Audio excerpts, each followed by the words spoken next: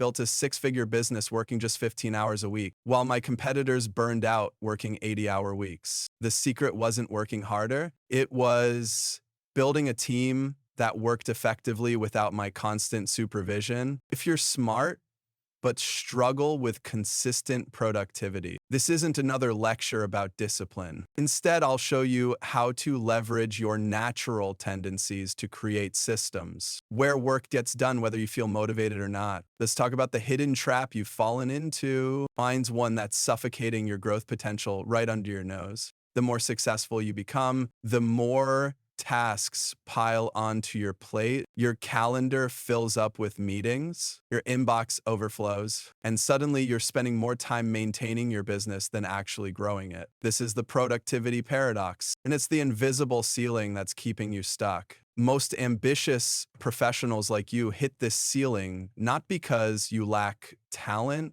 skill, or drive, but because you've unwittingly become the bottleneck in your own operation. Every decision requires your input. Every project needs your approval. Every client expects your personal touch. And while that might have been sustainable when you were starting out, it's now the very thing preventing you from reaching the next level. The conventional wisdom doesn't help. Rise and grind culture tells you to hustle harder, wake up at 4 a.m., optimize every second of your day, and somehow squeeze more productivity out of your already maxed out schedule. But this approach is fundamentally flawed. The law of diminishing returns kicks in fast. You're working longer hours but seeing progressively smaller gains. Your mental bandwidth gets stretched thinner. Your creative capacity diminishes, and burnout looms on the horizon. The psychological cost of being the person who does everything is steeper than most realize. Research from the University of California shows that constant context switching, jumping between different tasks, projects, and responsibilities throughout your day doesn't just feel exhausting. It actively drains your cognitive resources. In fact, it can reduce your decision-making quality by up to 40%. That means the more hats you wear, the worse you perform at all of them. This is where strategic incompetence becomes your secret weapon. It's the deliberate choice to remain unskilled in certain areas, not because you couldn't learn them, but because it's vastly more efficient to have others handle them. The most successful entrepreneurs I've worked with aren't jacks of all trades. They're specialists who've built teams to compensate for their intentional gaps. The data supports this. A 5-year study tracking solo entrepreneurs revealed something fascinating. They hit predictable income plateaus at specific intervals, 75K, 150K, and 300K. These plateaus directly correlate with personal capacity limits. At each threshold, the entrepreneur faces the same choice: restructure how they work or remain permanently stuck. Here's the counterintuitive truth that took me years to accept. Your greatest strengths are often your biggest limitations when it comes to scaling. That meticulous attention to detail that won you your first clients, it's now preventing you from delegating your quick problem-solving abilities. They're discouraging your team from developing their own solutions. Your technical expertise is keeping you trapped in implementation rather than strategy. What's even more surprising is that when you examine truly successful business owners, those generating 7 figures and beyond, they typically work fewer hours than their struggling counterparts. A survey of 275 business owners showed that those earning over $1 million annually worked an average of 35.2 hours per week, while those stuck under 250K worked nearly 60 hours weekly. The difference wasn't in time invested, it was in leverage created. So when I talk about being lazy in the title of this video, I'm not suggesting you avoid work entirely. I'm advocating for a strategic laziness, an intentional efficiency with your energy, and attention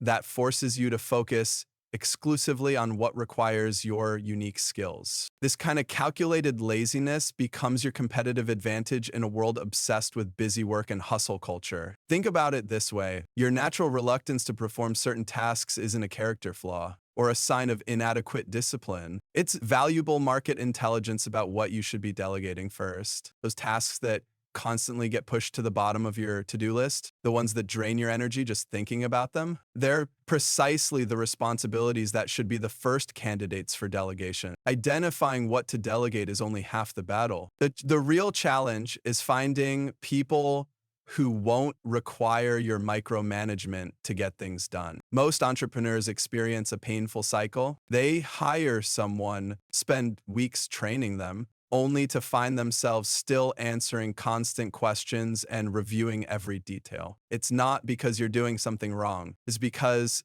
the conventional hiring framework is fundamentally broken. When most people build teams, they focus almost exclusively on skills and experience.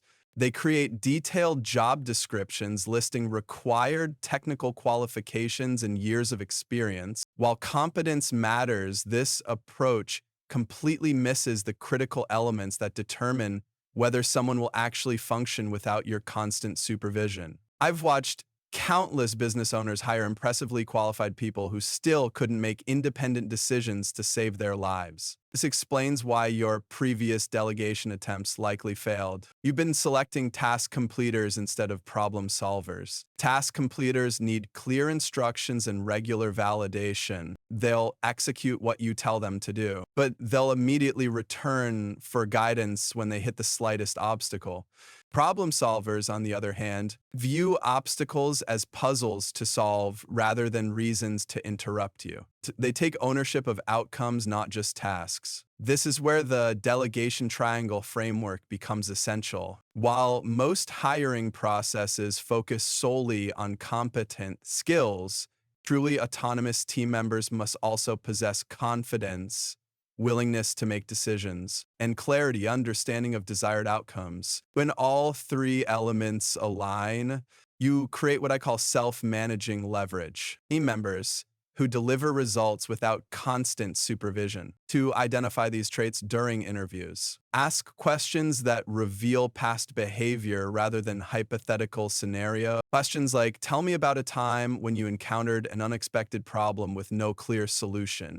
What did you do? Or can you share an example of when you had to make a significant decision without being able to consult your manager first? These questions reveal whether candidates default to dependency or autonomy when faced with uncertainty. Once you've found promising candidates, you need a structured onboarding process to systemically develop their autonomy. The first 30 days should focus on establishing clear expectations and processes. You'll provide detailed guidance and feedback, but with a crucial difference: always explain the why behind your instructions. Days 31 to 60 transition to guided problem solving, where you ask, what do you think we should do here, before providing answers. By days 61 to 90, you should be primarily validating their independently formulated solutions rather than generating them yourself. What accelerates this process dramatically is what I call the Trust Accelerator method. Most managers make the mistake of trying to prevent all failure, which paradoxically creates dependency. Instead, deliberately create controlled scenarios where team members must navigate challenges with limited guidance. For example, assign a project slightly beyond their current skill level, with clear outcome expectations but minimal process instruction. These controlled failure scenarios compress months of development into weeks by forcing independent problem solving in a context where mistakes won't be catastrophic. For this approach to work, you must undergo three critical mindset shifts. First, accept imperfection. Your team will never do things exactly as you would, and that's okay. Second, value outcomes over processes. As long as the results meet your standards and align with your values, the exact method matters far less than you think. Finally, redefine your role as a vision setter rather than a doer. Your job is to clearly communicate where we're going and why, not to dictate every step of the journey. Now, how do you determine which tasks to keep and which to delegate? The impact enjoyment matrix provides the answer.